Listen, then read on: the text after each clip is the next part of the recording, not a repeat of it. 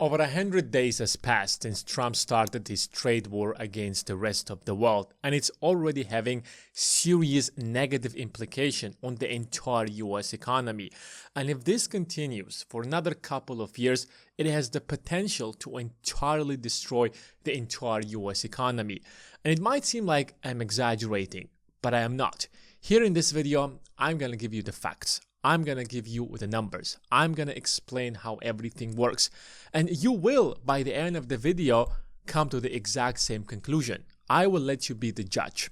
So if you're ready, give this video a thumbs up and let's get right into it. To understand what is happening, we have to understand a fundamental difference between what is a government deficit and what is a trade deficit. And these two things are not the exact same thing as they are often thrown in the media. A government deficit is when the government overspends on anything. The government is raising $5 trillion in taxes, but it's spending $7 trillion. That's a $2 trillion deficit. That's not China's fault. That's not European Union's fault. That's not the UK's fault. That's purely the fault of the US government that cannot balance its books. On the other side, we have something called a trade deficit. And a trade deficit is US businesses doing business with the rest of the world. And yes, it's true, the United States buys $1 trillion worth of products more than it sells to the rest of the world.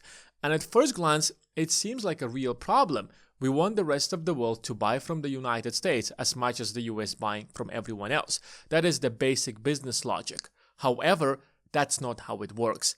This trade deficit is one of the most important ways that the United States keeps itself as the world's largest economy.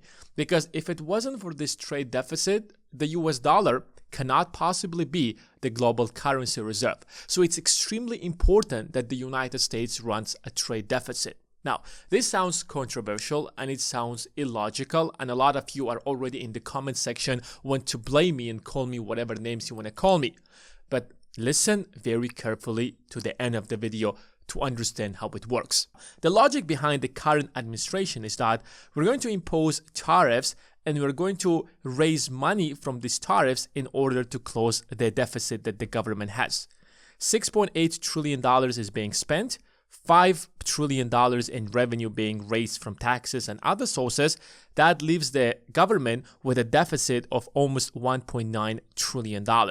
So if the United States right now importing almost $4 trillion and we impose hypothetically, let's say that 10% baseline tax, that already raises $400 billion for the government, and that closes partially the deficit. But that baseline is just 10% of tariffs. For some countries, it can go to 20%. For some countries, it can go to 30, 40. And in case of China, right now, it's around 125 or 145%. Some sources say that the real tariff is like 85%. But the higher it is, the more revenue you're going to generate from those imports. But here's the most important thing is that when you're importing something and the tariff raises for that product, the final price rises, which means that the more tariffs you're going to impose, the lower this number is going to be. The less imports will come to the US. Now it's $4 trillion. It can go down to $3 trillion, $2 trillion, $1 trillion. And the revenue for the government is going to keep going down. So this strategy might seem like a practical way to solve the problem. In reality, over the long run, just in 10 years, this strategy is not going to work. But that's not the biggest problem. The real problem, if you dig down into this strategy, it is fundamentally going to destroy the US dollar as the global currency reserve. Nothing is going to hurt the dollar as much as this strategy. So listen very carefully. If you look at the rest of the world trades with each other. So we have a bunch of countries. We have China, France, the European Union, the UK, Indonesia, India, and all those countries have to trade with each other. Some of these countries, for example, produce real great cars such as BMW, Mercedes from Germany. Saudi Arabia produces oil. China produces literally everything: electrical cars, toys, dolls, solar panels, you name it. France, for example, produces nuclear technology, Airbus planes, and so on and so forth. And these countries have to trade with each other somehow, and they have to use a currency.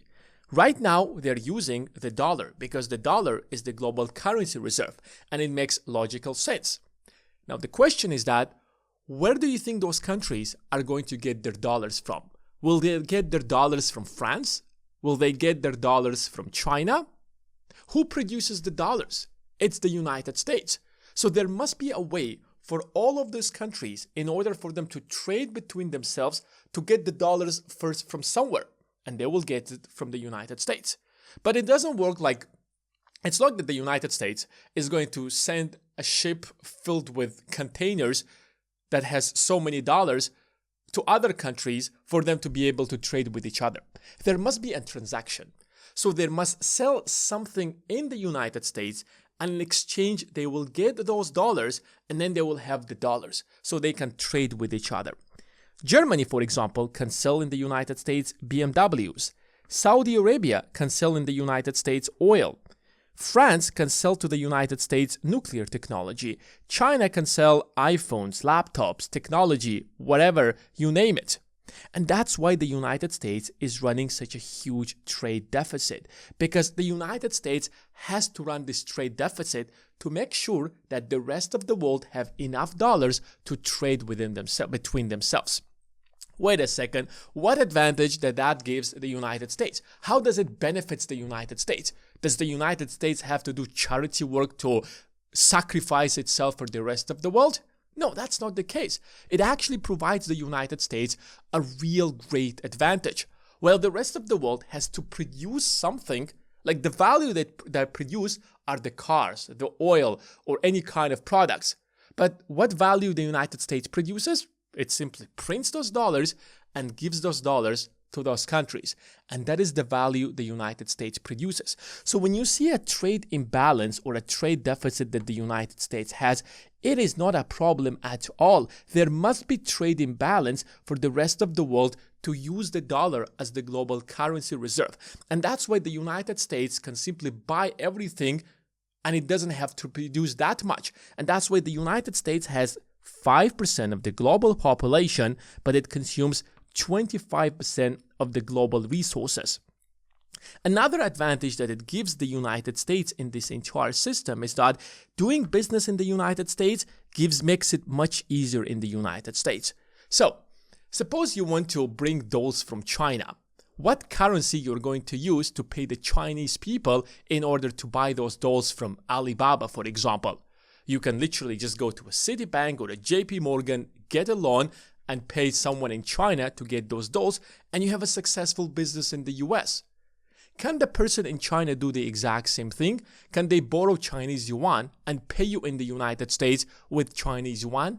No, you're not going to accept those Chinese yuans. So making business is much easier with US dollars, and you don't have to hustle with all of those currency exchanges, and they have their problems as well. That also gives the United States two primary advantages. So the main exports of the United States are not the oil or steel or electrical cars, but the United States mostly exports the US dollar. That piece of paper that the United States prints, the Federal Reserve, that is the main export of the United States. The main exports of Germany are cars, BMWs, Mercedes, Porsche. The main export of Middle Eastern countries are oil and gas. The main export of European countries are some kind of technologies. The main exports of China are electrical cars, solar panels, iPhones. But the main export of the United States is the US dollar. The second advantage that it gives the United States is that it allows the United States to control the global banking.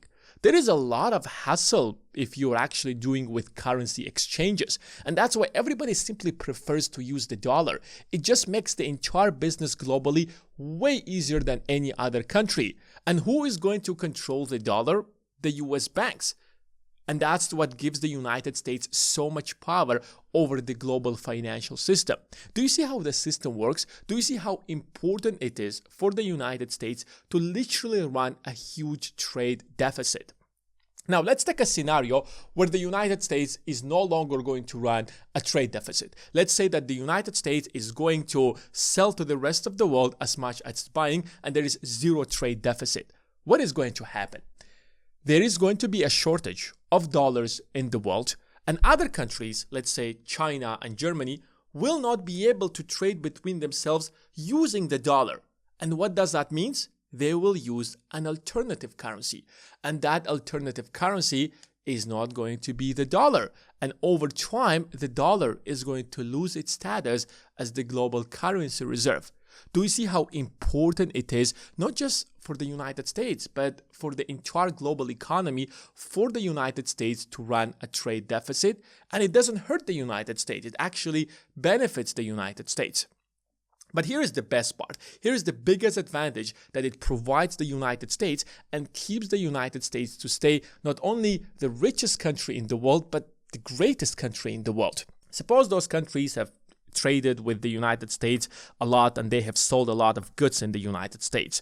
And the United States is buying and giving them dollars. So a lot of US dollars is flowing to France, a lot of dollars flowing to Saudi Arabia, a lot of dollars flowing to China and to Germany and to the rest of the world. And now all those countries all across the globe are sitting on a bunch of dollars. They have saved most of their income. The question is that, can you literally just keep all of those dollars in the bank? Well, no, because there is something called inflation.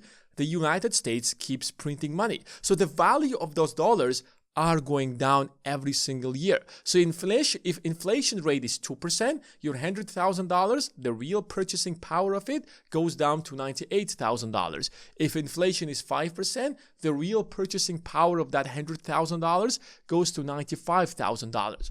Which means that, like a smart person, if you want to continue getting rich, what do you do as a country? You start investing that money. And what is the best place to invest the US dollars? What is the safest place to invest your US dollars? What is the most liquid place to invest your US dollars? It's the United States. And that's why all of those dollars will come back to the United States and will be invested in the United States. Wait a second, I haven't heard France investing in the United States. I haven't heard China investing in the United States. Now, the way they invest their money isn't directly into stuff. Here's how it works. You probably heard about the debt problem that the United States has. The question is that, where does the United States get trillions of dollars of debt? The United States creates a piece of paper called a government bond. And that government bond is debt.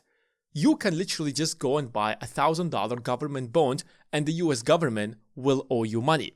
And that's how those countries are investing in the United States. So the US government borrows that money from those countries. They borrow the dollars that they have actually acquired by selling stuff in the United States, and the government will take those dollars and invest it back into the United States, growing the US economy. So basically the United States is ripping the entire world twice. Once by literally just selling them a piece of paper in exchange for real goods, and secondly, those dollars will come back and will be invested in the United States. And that's why if you look at countries' GDPs, you will quickly realize one pattern. Germany, for example, has stopped growing for the last 40, 50 years. The United Kingdom economy is stagnating. Japan is stagnating. France is stagnating. These countries develop their countries to a certain extent where they become a developed country. And it's very difficult to grow further because you need global investment into your country for your country to keep growing. But if you look at the United States, you see a real growth over time. It doesn't keep stopping. It keeps growing as if there is no end to it. Even if you look at the Chinese economy, it stopped growing. But the US economy is growing tremendously. And why is that the case? And that's because all those countries, first of all, are selling in the United States. The United States is printing money out of thin air, buying those things for nothing in return, and then that money comes back and being invested in the US economy, and that's why the US economy is growing tremendously, while other economies across the globe are not growing that much. If we impose tariffs and we destroy this system, there is going to be less investing in the United States. The US dollar will stop being the global currency reserve, and that will simply make the US economy much smaller. Let me explain to you, giving you one simple example.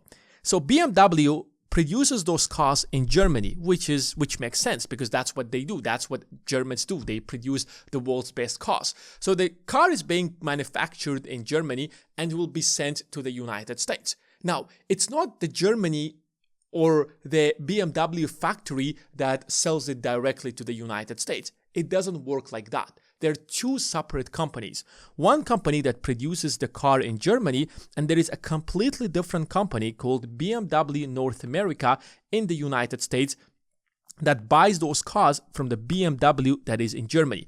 This is a completely American company because if you're selling in the United States, you have to be an American company. So BMW United States or BMW North America is a US registered company, and they bring those cars from Germany and they sell it to all other dealerships all across the United States, and then those dealerships sell it to the final consumer.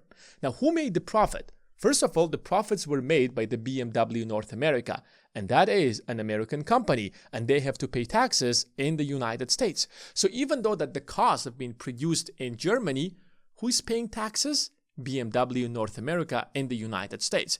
And then those cars being sold by the dealerships all across the country. Where do they pay taxes? In the United States. So at the end of the day, even though that the cars are being manufactured in Germany, a lot of taxes are being paid in the United States. And BMW North America has to run operations in the United States. And that means hiring people, renting places, building plants, building stuff. But the real question is that in what currency does the BMW North America pays the BMW that's in Germany? And they pay them in US dollar because the United States dollar is the global currency reserve. Now, the BMW that's in Germany received the dollars. Can they pay those dollars to their German employees? No. In every single country, you have to pay the people and you have to run your operation in the local currency, which means that they will take a portion of those dollars that they have received from the United States, they will convert them to the euros, and now they will pay their employees and keep producing those cars.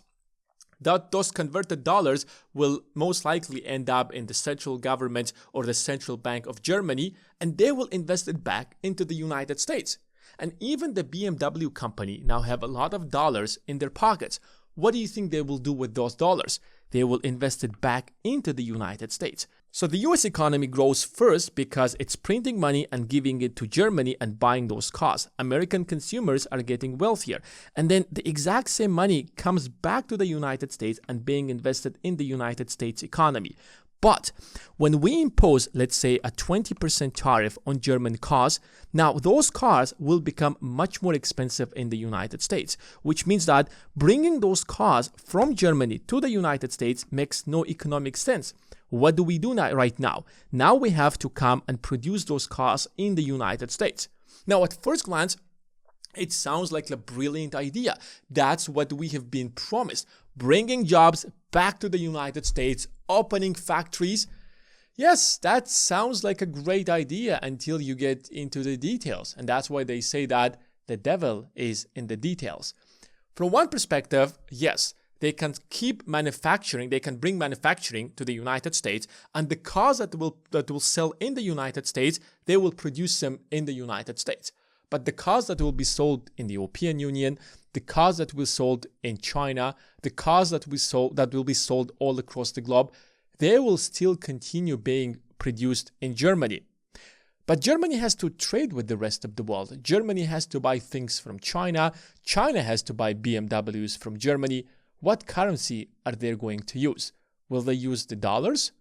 They use the dollars right now, but they no longer can use the dollars because the United States simply prevented the outflow of dollars out of the United States, which creates a shortage of dollars in the economy, which actually makes the entire situation with the US dollar vulnerable all across the globe. So the sequence is very simple. You impose tariffs that prevents the outflow of dollars to the economy, which means that less dollars in the global economy, and that means that less investments in the United States. Remember, all those countries, all those companies, when they received the dollars by selling stuff in the United States, they took that money and reinvested it back into the United States. But that's no longer the case because the United States is no longer running this trade imbalance. That means that slower economic growth in the United States.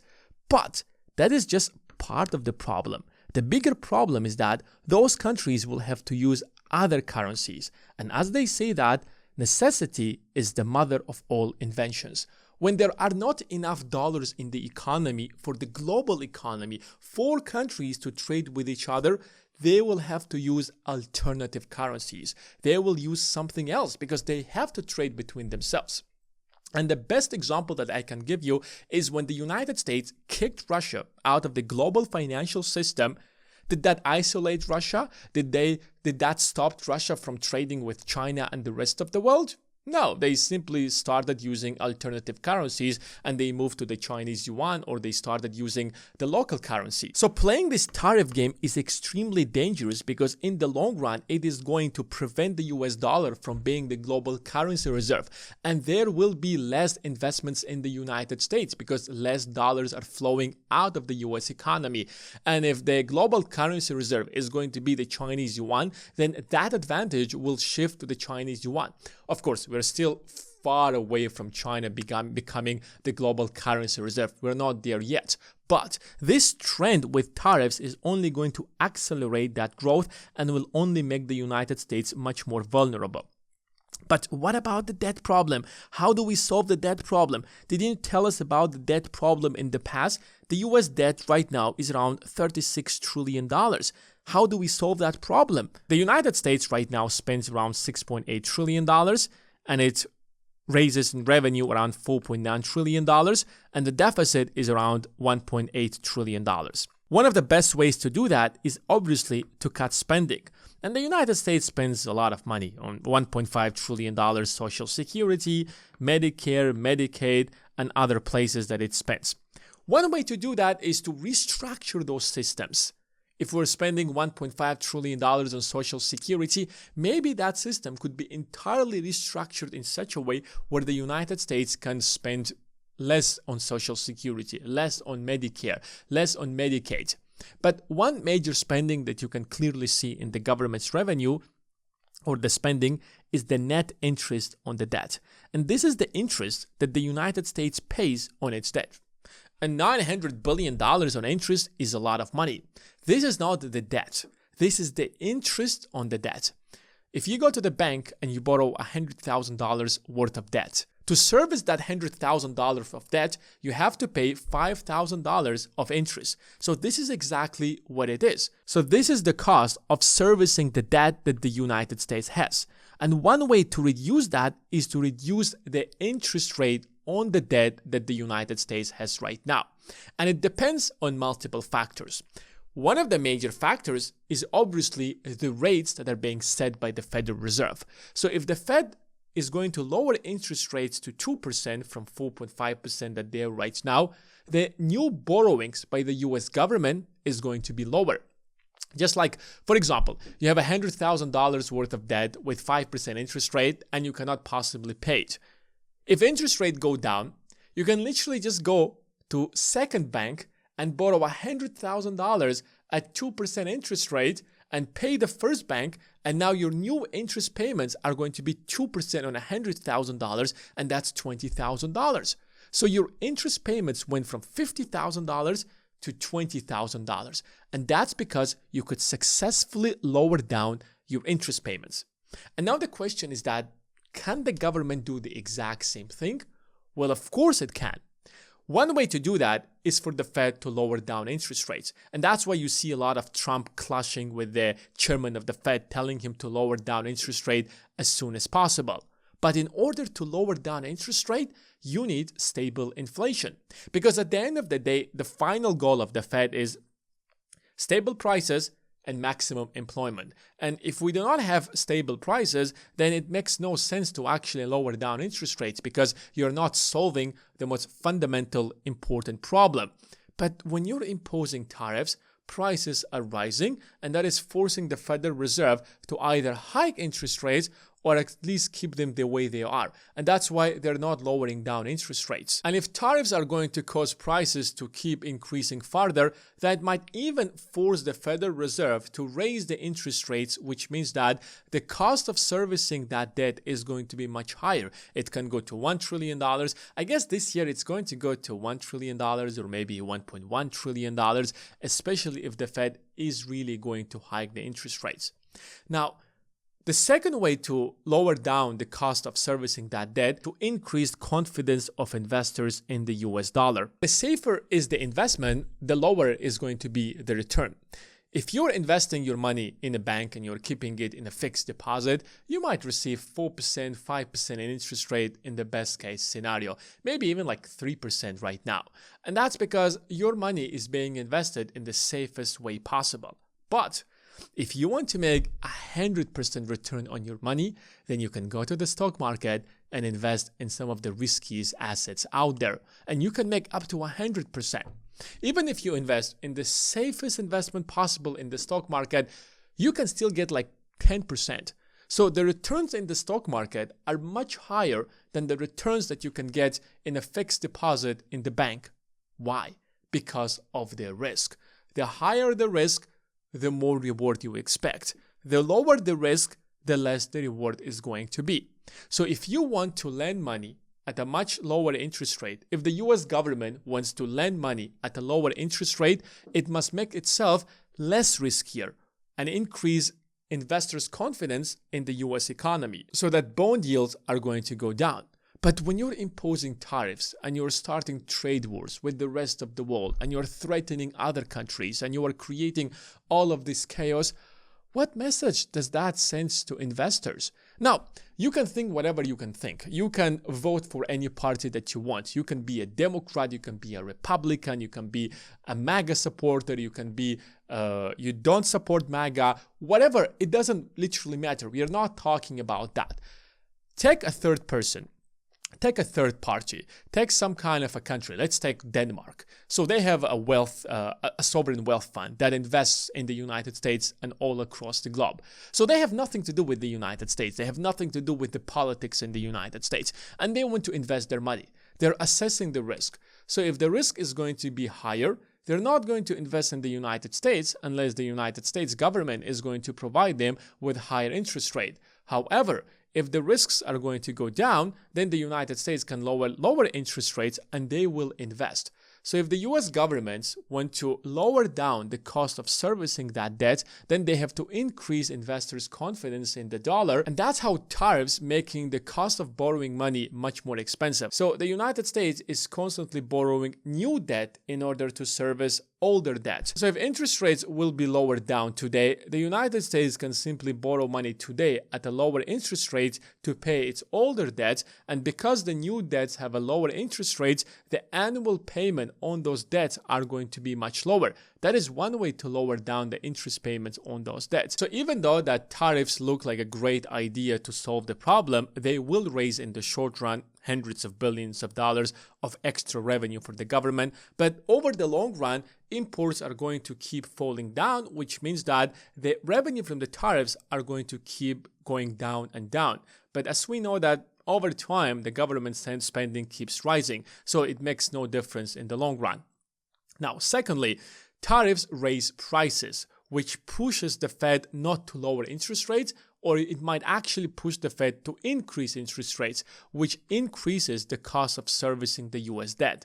And thirdly, it creates so much chaos that it forces investors to demand higher interest rate to loan money to the US government, which again increases the cost of servicing the US debt. And the US debt is like $37 trillion or $38 trillion, which is why this strategy might seem like a good idea in the short run, but in the long run, it's only going to damage the status of the US dollar as the global currency reserve, which is why if that crisis actually happens and the United States dollar will have less influence than it has right now, what is going to happen? All those dollars will come back to the United States, creating massive inflation, and the only winners of this crisis are going to be the rich people who invested their money in assets such as the stock market, which is one way to protect yourself. But here's what I believe is going to happen.